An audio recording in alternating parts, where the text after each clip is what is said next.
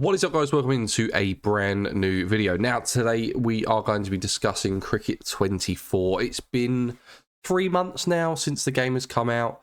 So in 2024, we're going to see if Cricket 24 is actually worth it in 2024. Before we get into it, though, guys, if you could leave a like on the video, subscribe if you haven't already. It does massively help out the channel. We'll get straight into it and see how we get on. So, in the 3 months that Cricket 24 has come out, we've had a broken game, a fixed game, a broken game, and then again, a fixed game. The current state that Cricket 24 is in is actually really good. It's better than any of its predecessors. That's even going back to the EA games. These appear to be a lot better. There doesn't seem to be any real kind of game-breaking glitches in the game like we've had in the past.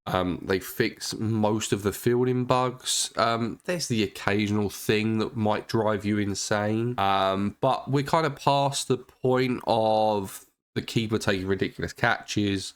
They're always being run outs. There is the occasional bad run out from the AI, but it's nowhere near as what it was at one point. They have really done a good job of fixing that. We do seem to be getting regular updates from Big Ant now, which is great. We didn't really get one over Christmas, but apart from that, we do seem to be getting them quite often. So I'm really happy with the state that the game's in. The only thing that's missing for me is that we don't seem to have a lot of content coming to the game anymore. We don't seem to... There's still no word of a pro team that seems to be coming out. I don't know why. I've spoken to a couple of devs on this and they've said that it's in the works and it's coming, but that's all that they can tell me at the moment. There's no real update on any scenario modes or anything to actually make online interesting. I had a series where I tried to get to number 1 on the leaderboard, but it just gets so dull and repetitive playing the same thing over and over again online that it's really difficult. So unless you want to kind of create your own scenarios, so for instance, my series at the moment, I've got my career mode series, I'm trying to score 400 with Zach Crawley, and I'm playing through the 2023 Ashes. If you want to do anything outside of a career mode or creating your own scenarios, then you're really struggling of things to do on this game.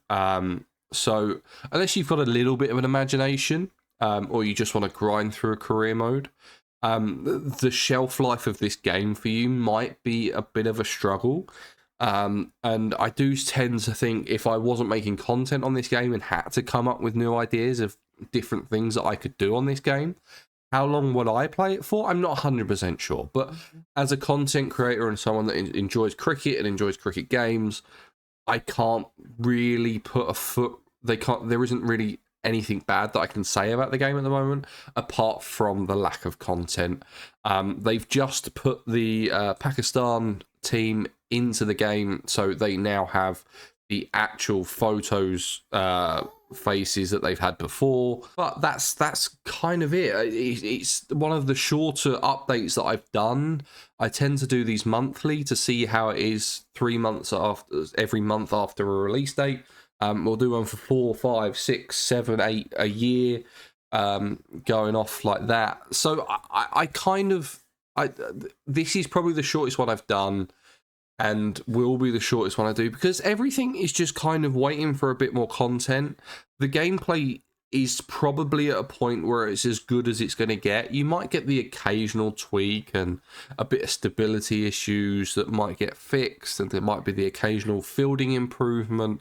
You'll still have the occasional fielder that throws the ball backwards or won't make the right sort of dive for a catch, but that's about it. It's all kind of a bit of realism issues that Big Ant seem to have with most of their games, to be fair. But that's going to be my honest review 3 months later after release for Cricket 24. So should you buy it? I think most of the places are selling the game now for kind of £45-50. So whatever that is in relation to your currency, I'd say it's worth it for that. If you've got a bit of Christmas money, or you've got a bit of a Christmas bonus that you want to spend, or you got a bit of spare cash lying around that you just think, oh, I need a new game, I didn't get it for Christmas, should I get it? I'd go for it. At this point, I think this is the best point of the game that you're going to get, and it is only going to get better. I can't see a patch coming where the game gets worse.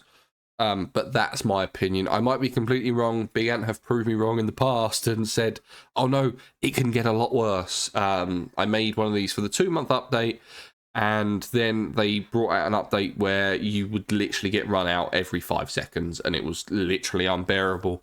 But I think the game is in a perfectly good state, and yes, I would go out and buy it as it is. But that's going to be it for today's video, guys. I very much hope you enjoyed it. Please remember to leave a like. Please remember to subscribe, and I'll see you in the next one.